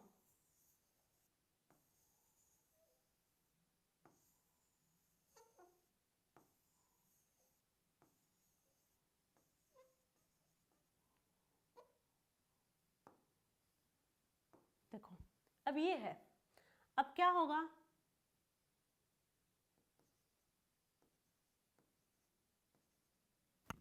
ये है, ठीक है। नेक्स्ट हमारा ये है। अभी हम बात करें, ये हमारा है एग्जैक्ट पॉइंट, यहाँ पे हमें टारगेट करना था, बट कहाँ पे है, यहाँ पे लग रहे हैं सारे निशाने।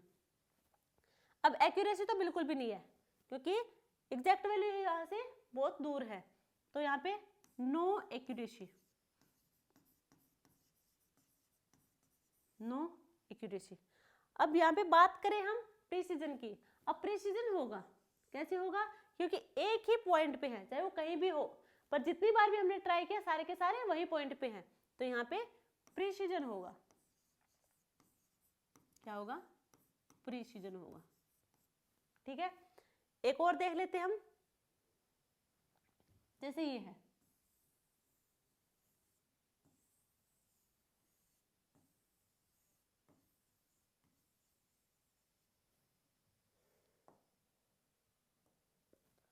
देखो एक यहाँ है, एक यहाँ है, ये है। अब नेक्स्ट हमारा ये है, अगर इसकी हम बात करें, ये हमारा एग्जैक्ट पॉइंट है, सेंटर पॉइंट, इसके बिल्कुल पास में ही दिख रहे हैं, तो यहाँ पे एक्यूरेसी तो होगी, क्या होगी एक्यूरेसी तो है, बिल्कुल जस्ट पास में है। यदि हम बात करें प्रिसीजन की, क्या करें, प्रिसीजन की, अब क्या होगा, प्रिसीजन क्या होना चाहिए, एक पॉइंट पर सारे टारगेट होने चाहिए। यहाँ पे क्या है, अलग अलग जगह पे, यानी कि प्रिसीजन अच्छा नहीं होगा। तो ये इसके 4 स्टेज बनते हैं। हम टारगेट बोर्ड का एग्जाम्पल लेते हैं, वहां पे ये 4 स्टेज होती हैं। एक वो होगा जहाँ पे एक्यूरेसी भी होगी और प्रिसीजन भी शो करेगा। एक वो होगी जहाँ पे ना तो एक्यूरेसी होगी ना प्रिसीजन होगा। एक वो होगी जहाँ पे प्रिसीजन तो शो करेगा बट अच्छी एक्यूरेसी नहीं होगी। एक जहाँ पे एक्यूरेसी होगी बट प्रिसीजन शो नहीं करेगा। तो चारों हमने पॉइंट दिखा दिया आपको। तो ये हमारा होगा प्रिसीजन एंड एक्यूरेसी का डिफरेंस। अब हम नेक्स्ट टॉपिक की बात करेंगे। नेक्स्ट होगा हमारा सिग्निफिकेंट फिगर। सिग्निफिकेंट फिगर क्या होगा, सिग्निफिकेंट फिगर, सिग्निफिकेंट फिगर देखो, कुछ वैल्यू ऐसी होती हैं जो इंपॉर्टेंट होती हैं।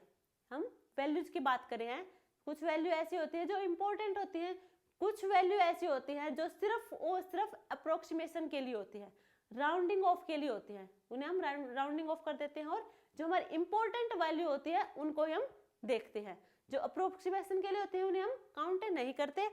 देखो इसके बारे में डिस्कस करते हैं। इसके कुछ रूल है। हमने क्या बताया, जो सिग्निफिकेंट फिगर में क्या बताया कि कुछ वैल्यू ऐसी होती है जो इंपॉर्टेंट होती है, कुछ ऐसी होती है जो सिर्फ अप्रोक्सीमेशन के लिए होती है। जो अप्रोक्सीमेशन के लिए होती है उन्हें हम राउंडिंग ऑफ करके लिख देते हैं, और जो इंपॉर्टेंट वैल्यू होती है वो उन्हीं को हम देखते हैं। अगर हम बात करें सिग्निफिकेंट फिगर के रूल्स की, तो देखो सबसे पहले क्या होगा, all non zero digits are significant. जितने भी हमारे नॉन जीरो, जो हमारे नॉन जीरो डिजिट होंगे वो सिग्निफिकेंट होंगे। एग्जाम्पल देखो 3, 4, 5, ये हमने एक वैल्यू ले ली 3, 4, 5, 345। अब यहाँ पे हम सिग्निफिकेंट फिगर की बात करें, सिग्निफिकेंट फिगर कितना होगा 3, क्योंकि ये सारे टर्म कौन सी है, ये वो टर्म है जहां पे नॉन जीरो डिजिट है।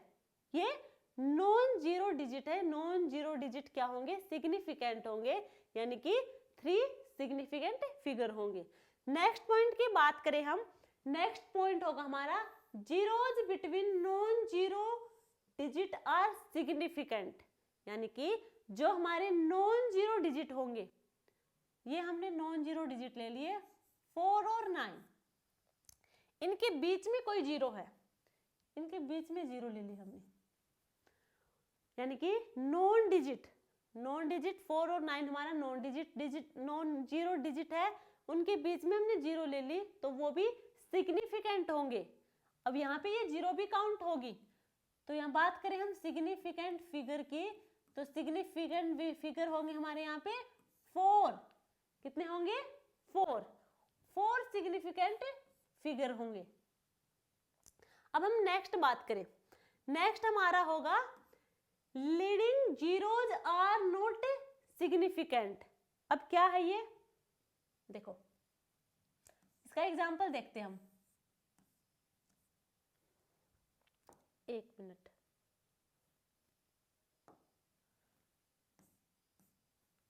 अब leading zeros are not significant, देखो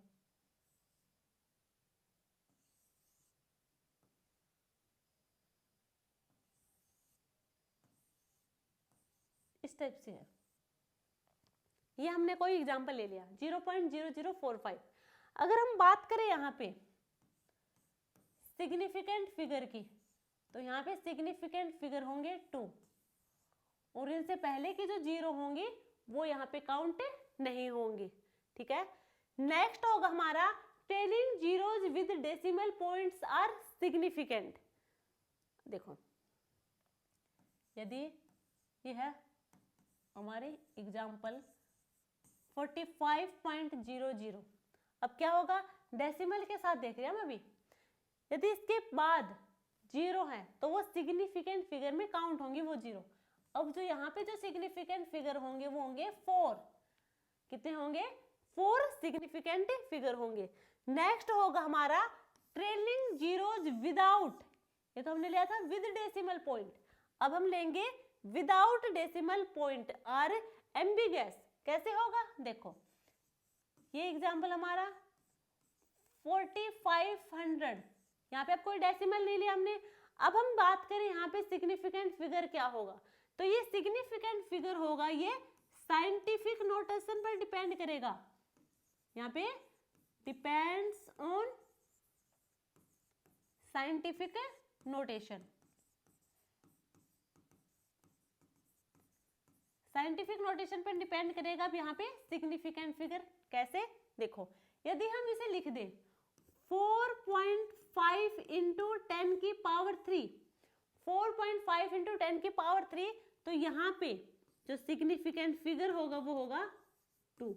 अब जो ये होगी ये काउंट नहीं होंगी 0, ठीक है। तो हमने 5 पॉइंट है सिग्निफिकेंट फिगर के, जहाँ पे 0 काउंट होगी या नहीं होगी उसके बारे में पता चलेगा। फर्स्ट तो वो था जहाँ पे नॉन जीरो डिजिट होंगी, वो सारे सिग्निफिकेंट फिगर में काउंट होंगी। जहाँ पे नॉन जीरो डिजिट के सेंटर में, यानी कि इनके बीच में 0 आ जाएगी, वो सिग्निफिकेंट फिगर में काउंट होंगी। यदि हमने कोई डेसिमल, देखो कोई नॉन जीरो डिजिट है, उससे पहले जो 0 होगी वो सिग्निफिकेंट फिगर में काउंट नहीं होंगी।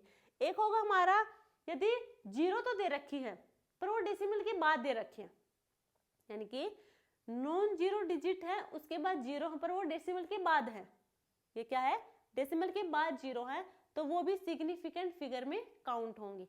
यदि डेसिमल नहीं है, 0 तो दे रखी है, नॉन जीरो डिजिट के बाद 0 तो है बट वहां पे डेसिमल नहीं है, अब उसे हम पॉइंट में किस टाइप से लिखते हैं उस पे डिपेंड करेगी ये बात।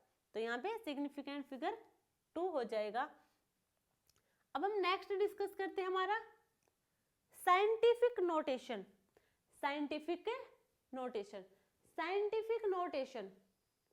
इसके बारे में हम डिस्कस क्यों कर रहे हैं?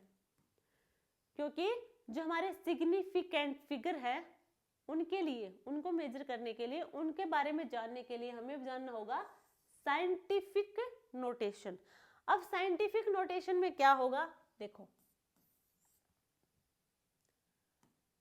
फर्स्ट पॉइंट होगा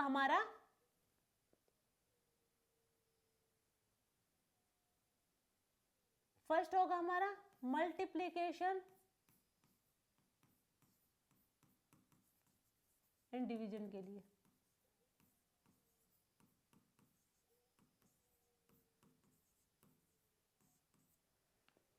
मल्टीप्लिकेशन और डिवीजन के बारे में बात करेंगे।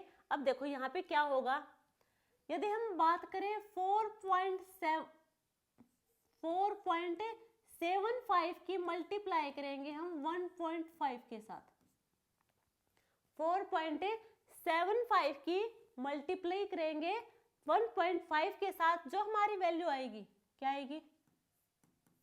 देख लो भाई,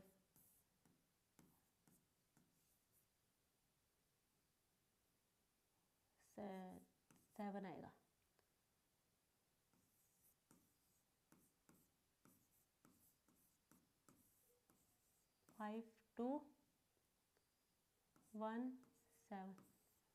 मल्टीप्लाई, यानी कि जो कैलकुलेशन हमारी उसे आप देख लेना जो भी है, तो ये होगी हमारी 7.125। क्या आएगी वैल्यू? तो ये आएगी हमारी, बट इसमें मेन क्या है, साइंटिफिक नोटेशन में हम मल्टीप्लिकेशन और डिवीजन की बात करें तो वहां पे क्या होगा, जो हमारा लिस्ट सिग्निफिकेंट फिगर होगा, इन दोनों टर्म में जो लिस्ट सिग्निफिकेंट फिगर वाला होगा वो ही होगा हमारी फाइनल वैल्यू भी। फाइनल होगी हमारी, जिसमें जो फाइनल वैल्यू आएगी उसमें भी हम क्या लेंगे, लिस्ट सिग्निफिकेंट फिगर लेंगे।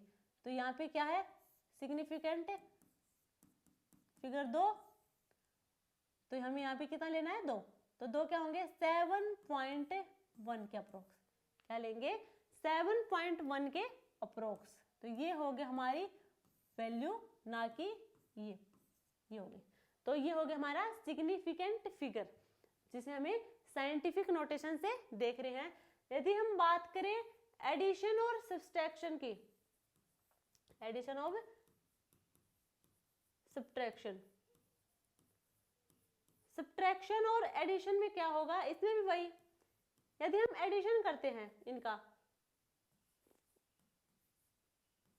4.75 और 1.5 का एडिशन कर दिया हमने, तो क्या होगा 5 to 6, वैल्यू है हमारी 6.25। बट हमें क्या करना है, हमें देखना है इसका सिग्निफिकेंट फिगर। सिग्निफिकेंट फिगर इसका वो होगा जो लिस्ट सिग्निफिकेंट फिगर हमारा उसके इक्वल। तो यहाँ पे क्या होगा 2, तो इसका भी क्या होगा 2, तो इसे हम कर देंगे राउंड ऑफ कर देंगे 6.3 आ जाएगा। क्या हो जाएगा 6.3, क्योंकि 5 और 5 से ऊपर की जो वैल्यू होती है 6, 7, 8 वो क्या कर देंगे फर्स्ट वाले में एक ऐड कर देंगे। ये सब तो आप सबको पता है, इसके बारे में ज्यादा सोचने की वो नहीं है। तो मेन पॉइंट ये है कि हमारा जो साइंटिफिक फिगर होगा, यदि हम इन्वॉल्व कर लेते हैं मल्टीप्लीकेशन और डिवीजन को, तो वहां पे जो सिग्निफिकेंट फिगर होगी वो क्या होगी, जो लिस्ट सिग्निफिकेंट फिगर थी, जो लिस्ट सिग्निफिकेंट फिगर थी उसके इक्वल होगी। सेम एडिशन और सब्ट्रैक्शन में जो लिस्ट हमारी सिग्निफिकेंट फिगर होगा उसके इक्वल ही होगी हमारी फाइनल वैल्यू के भी सिग्निफिकेंट फिगर। तो ये हमारे क्या होंगे सिग्निफिकेंट फिगर। और साइंटिफिक नोटेशन हमने देख लिया, इनके रूल के बारे में भी डिस्कस कर लिया। हम सिग्निफिकेंट फिगर को पढ़ ही क्यों रहे हैं, ये इंपॉर्टेंट ही क्यों है भाई, तो इंपॉर्टेंट इसलिए है, यदि हम देखो एक्सपेरिमेंटल रिजल्ट निकालते हैं, हम लैब में काम करते हैं, हमें कोई वैल्यू निकालनी है, एक्सपेरिमेंटली वैल्यू निकालनी है, तो हम क्या करते हैं, अब ये तो है नहीं कि डेसिमल के बाद जितने भी हमारे पॉइंट कुछ आते रहेंगे वो लिखते रहेंगे, लास्ट में उन्हें राउंड ऑफ करके लिखते हैं ना, वो राउंड ऑफ करके हमने लिखना है। तो ये हमारे जो एक्सपेरिमेंटल रिजल्ट होते हैं उसमें सिग्निफिकेंट फिगर इंपॉर्टेंट होते हैं। जो हमारे फॉल्स प्रिसिजन होते हैं, प्रिसिजन हमने देखा था कि एक ही पॉइंट पर बार बार में, मतलब कितने बार एग्जैक्ट एक पॉइंट पर, एग्जैक्ट वैल्यू नहीं, एक पॉइंट पर कितनी बार लग रहे हैं निशानी, तो वो हमारा क्या था प्रिसिजन। अब जो हमारे फॉल्स प्रिसिजन होगा उनको अवॉइड करते हैं हमारे सिग्निफिकेंट फिगर। ये हमारे मोल कॉन्सेप्ट कंसंट्रेशन और डेंसिटी इनकी कैलकुलेशन में भी हमें हेल्प कराती है। अब कई बार हम कैलकुलेशन करते हैं ना, चाहे कोई भी चैप्टर हो और डेसिमल की अगर कोई न्यूमेरिकल्स है तो पॉइंट के बाद कई बार क्या हो जाता है 4, 5, 6 पॉइंट तक चले जाते हैं डेसिमल। अब उन्हें हम क्या करते हैं लास्ट में राउंड ऑफ करके लिखते हैं, यानी कि सिग्निफिकेंट फिगर का हम यूज करते हैं। तो ये तो इसलिए इंपॉर्टेंट है। अब हम नेक्स्ट बात करें, नेक्स्ट होगा हमारा law of chemical combination. Law of chemical combination, यहाँ मेनली हम 5 टाइप के लॉ डिस्कस करेंगे। फर्स्ट होगा हमारा law of conservation of mass. Law of conservation of मास, ये हमारा एंटोनी लेविशियर ने दिया था 1789 में लेविशियर ने दिया था। इसने क्या बताया था, इन्होंने बताया था कि जो हमारा, देखो सीधी सीधी बात करें, यानी कि हम इजी लैंग्वेज में डिस्कस करें, तो जो हमारी रिएक्शन होगी, केमिकल रिएक्शन होगी, क्या होता है रिएक्टेंट से प्रोडक्ट होता है। क्या होता है केमिकल रिएक्शन में, रिएक्टेंट से प्रोडक्ट की फॉर्मेशन होती है। अब जो रिएक्टेंट का जो मास है, इधर जो हमारा रिएक्टेंट है इसका जो मास है और इधर जो प्रोडक्ट का मास है, रिएक्शन करने के बाद जो प्रोडक्ट बना, यानी कि मास ऑफ रिएक्टेंट और मास of product, mass of reactant और मास ऑफ प्रोडक्ट क्या होंगे, सेम होंगे केमिकल रिएक्शन के बाद भी। यानी कि रिएक्शन से पहले जो मास था रिएक्शन के बाद में उतना ही मास होगा। ये हमारा बताता है law of conservation of mass. देखो इसे देख लो, matter can be neither be created और nor destroyed in chemical reaction. ठीक है, in chemical reaction mass of reactant is equal to mass of product. तो मेन बात क्या है, वही है कि जो हमारा रिएक्टेंट का जितना मास था उतना ही हमारा प्रोडक्ट में मास होगा। ये बात है इसकी। एग्जांपल से देखते हैं, देखो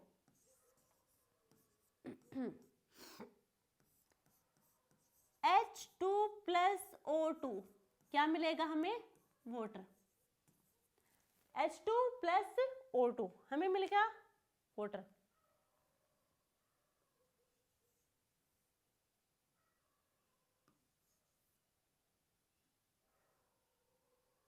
ठीक है, क्या मिला हमें? वाटर मिला। अब हम बात करें यहाँ पे, देखो इनका ये क्या हमारा रिएक्टेंट, तो हम रिएक्टेंट का मास देखेंगे पहले। ऑक्सीजन का मास कितना होगा? 16। अब 2 ऑक्सीजन कितना होगा? 32 ग्राम। हाइड्रोजन कितने? 2। एक हाइड्रोजन में 1 ग्राम, 2 और 4 कितने हो जाएंगे? 4 ग्राम, यानी कि 36 ग्राम। ये होगा हमारा रिएक्टेंट का मास। देखा रिएक्टेंट में कौन से एलिमेंट है? देखो हाइड्रोजन और ऑक्सीजन। हाइड्रोजन और ऑक्सीजन का कितना मास है? टोटल मास है 36 ग्राम। अब ये तो हमने देखा रिएक्टेंट का। इसका प्रोडक्ट है वाटर मॉलिक्यूल। अब वाटर मॉलिक्यूल में हम देखेंगे इसका मास कितना है प्रोडक्ट का। देखो ऑक्सीजन कितना होगा? ऑक्सीजन का 16 प्लस हाइड्रोजन, हाइड्रोजन का होगा 1, 2 हाइड्रोजन है तो 2। इनकी मल्टीप्लाई करेंगे हम 2 से। 16 और 2 18, 18 मल्टीप्लाई 2 36 ग्राम। तो ये हमारा क्या बता रहा था? Law of conservation of mass ने यही बताया था कि mass of reactant is equal to mass of product. जो क्या करेंगे, रिएक्शन से पहले जितना मास था उतना ही रिएक्शन के बाद होगा। तो ये तो हो गया हमारा फर्स्ट लॉ। सेकंड लॉ की बात करें हम, law of definite proportion. Law of definite proportion ये प्राउस ने दिया था 1799 में। 1799 में प्राउस ने दिया था। इसने क्या कहा था? A chemical compound always contains the same elements in the same proportion by mass. By mass क्या होगा? सेम प्रोपोर्शन में होना चाहिए, सेम प्रोपोर्शन में होना चाहिए। बात करेंगे हम वही वाटर ले लेते हैं example. H2 plus O2 H2O ये हो गया। हम बात करें हैं हाइड्रोजन और ऑक्सीजन मिलके हमें देंगे वाटर। अब क्या होगा? देखो हाइड्रोजन, हाइड्रोजन यहाँ पे कितना होगा? 2 हाइड्रोजन है तो यहाँ पे इनका मास होगा। हम किससे? मास के थ्रू बात कर रहे हैं। तो हाइड्रोजन का मास कितना होगा? 2 ग्राम। ऑक्सीजन, ऑक्सीजन कितना होगा? 1 ऑक्सीजन है यानी कि 16 ग्राम। 1:8 किस प्रोपोर्शन में आई है? 1:8 के प्रोपोर्शन में आए हैं। तो अब देखो हम वाटर क्या है यहाँ पे? वाटर का रेशियो है 1:8। अब वाटर कहीं का भी ले लो, आप रिवर का ले लो, आप नाले का ले लो, आप टैंकी का ले लो, आप कहीं का भी ले लो, उसका रेशियो यही रहेगा। तो इसने कहा है कि सेम एलिमेंट्स क्या होंगे? यदि कोई कंपाउंड है वो सेम एलिमेंट्स को ले रहा है तो उनका प्रोपोर्शन मास के थ्रू क्या होगा? सेम होगा। वो हमेशा वाटर चाहे रेन का हो, नाले का हो, टैंकी का हो, कहीं का भी हो, चाहे पानी, चाहे आप समुद्र महासागर कहीं का ले आओ, वो इसी रेशियो में मिलेगा आपको। इनका मास हाइड्रोजन और ऑक्सीजन इसी रेशियो में मिलेंगे आपको। तो ये हमारा था सेकंड लॉ। अच्छा एक चीज और, जो यहाँ पे जो हाइड्रोजन है, ऑक्सीजन और मिल क्या नाम है? वाटर। हाइड्रोजन ऑक्सीजन के साथ रिएक्ट करके हमें वाटर मॉलिक्यूल देगा। अब जो हमारे रिएक्टेंट के जो एलिमेंट है और जो प्रोडक्ट है हमारा, जो प्रोडक्ट में हमारा कंपाउंड की फॉर्मेशन हुई है, उनकी प्रॉपर्टी क्या होंगी? डिफरेंट होंगी। प्रॉपर्टी सेम नहीं होंगी, ठीक है? मास के थ्रू इनका प्रोपोर्शन सेम है बट इनकी प्रॉपर्टी डिफरेंट होगी। यदि हम बात करें हाइड्रोजन की, बात करें हाइड्रोजन की, अब हाइड्रोजन क्या है? हाइड्रोजन और ऑक्सीजन। हाइड्रोजन क्या करेगा? हाइड्रोजन हमारे आग लगाने का काम करता है। ऑक्सीजन क्या करता है? अब ऑक्सीजन आग थोड़ा लगाता है डायरेक्ट, वो तो स्पोर्ट करता है। क्या करता है? स्पोर्ट करता है उसे, कंबशन को। अब जो हमारा वाटर है वो क्या करेगा? वो आग बुझाने का काम करेगा। तो क्या होगी, सबकी अपनी अपनी प्रॉपर्टी है, अलग प्रॉपर्टी है, सेम प्रॉपर्टी किसी की नहीं है। तो ये तो हमने सेकेंड लॉ देखा। अब हम बात करते हैं नेक्स्ट लॉ की। नेक्स्ट होगा हमारा law of multiple proportion. Law of multiple proportion ये किसने दिया था? ये दिया था हमारे डाल्टन ने 1803 में डाल्टन ने दिया था। इसमें देखो हमने जो लास्ट पढ़ा था उसमें कहा था मास के थोड़ा क्या था, सेम प्रोपोर्शन में होंगे। अब यहाँ पे क्या होगा, जब दो एलिमेंट्स यानी कि जब दो एलिमेंट्स मिलके एक नया कंपाउंड, एक या फिर एक से ज्यादा दो एलिमेंट्स मिलके एक या एक से ज्यादा कंपाउंड की फॉर्मेशन करेंगे, and the mass of one element that combined with a fixed mass of other elements are in the ratio of a small whole number। देखो whole number। अब एग्जांपल से समझो, एग्जांपल से आपको समझ आएगा क्या है। दो एलिमेंट, कोई भी दो एलिमेंट ले रहे हैं हम, देखो एक हमने लिया कार्बन और एक हमने लिया ऑक्सीजन। दो एलिमेंट है, ये दो एलिमेंट मिलके एक या एक से ज्यादा कंपाउंड की फॉर्मेशन देंगे। कैसे? देखो carbon monoxide, carbon dioxide, carbon monoxide और कार्बन डाइऑक्साइड। यहाँ पे ऑक्सीजन एक है, यहाँ पे ऑक्सीजन दो है, ठीक है। अब इनकी बात करें, ऑक्सीजन कितना होगा 16, यहाँ पे कितना होगा 16 इंटू 2 32। किस रेशियो में है ये? 1:2 में। कितने हैं? 1:2 में है ये। तो यहाँ पे दो एलिमेंट लिए हमने, कार्बन और ऑक्सीजन को लिया है। अब उन दोनों ने मिलके एक या एक से ज्यादा कंपाउंड, यहाँ पे दो कंपाउंड की फॉर्मेशन दी है। अब उन दोनों कंपाउंड में जो सेम एलिमेंट है, ऑक्सीजन नहीं, जो एलिमेंट तो सेम है दोनों, बट क्या उनके प्रोपोर्शन देख रहे हैं हम। इसमें क्या है, ऑक्सीजन एक है, इसमें दो है। इनका रेशियो देखेंगे तो किसमें होगा 1:2 में, होल नंबर में होगा, ना कि फ्रैक्शन वगैरह में होगा। तो ये इनका होगा। अगर हम बात करें नाइट्रोजन और ऑक्सीजन की, हम दो एलिमेंट ले लिए हमने, एक नाइट्रोजन और एक ऑक्सीजन। अब इनसे कंपाउंड की फॉर्मेशन करेंगे, N2O NO NO2 N2O3 N2O4 N2O5। ठीक है। तो क्या हो रहे हैं, दो एलिमेंट मिलके एक या एक से ज्यादा कंपाउंड की फॉर्मेशन दे रहे हैं, बट उन जो एलिमेंट जो फिक्स्ड प्रोपोर्शन होगा, क्या होगा उनका रेशियो होल नंबर में होगा, ना कि फ्रैक्शन वगैरह में होगा। तो ये हमने देखा थर्ड लॉ। फोर्थ लॉ होगा हमारा गे-लुसाक लॉ ऑफ गैसियस वॉल्यूम। ये किसने कब दिया था? ये 1808 में दिया था। इसमें सीधा सीधा क्या है, इस लॉ में सीधा सीधा ये है, देखो जो हमारी वॉल्यूम होगी, जो वॉल्यूम होगी वो डायरेक्टली प्रोपोर्शनल होगी मोल्स के, डायरेक्टली प्रोपोर्शनल होगी मोल्स के। इसका मेन यही है, ये जो हमारी वॉल्यूम होगी डायरेक्टली प्रोपोर्शनल होगी मोल्स के। अब देखो एग्जांपल देखो,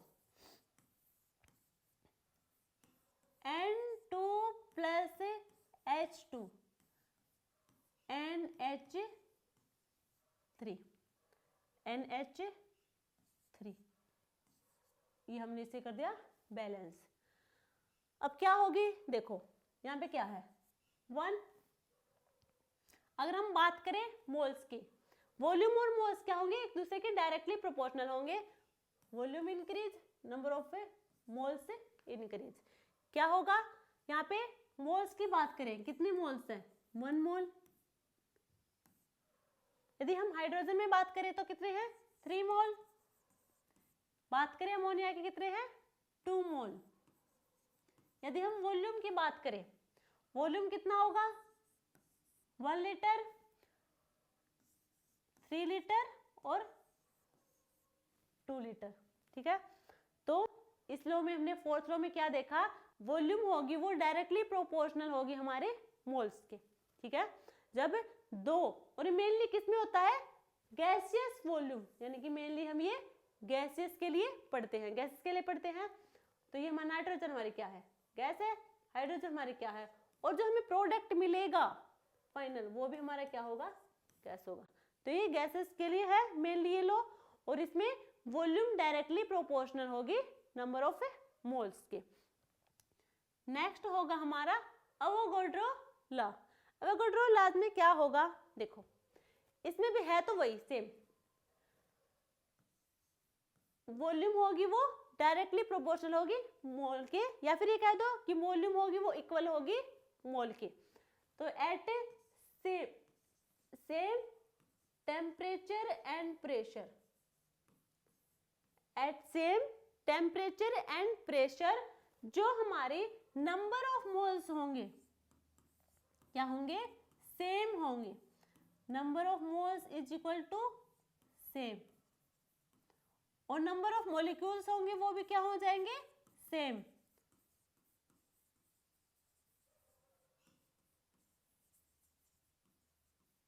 ठीक है, तो हमारी वॉल्यूम भी क्या होगी, सेम।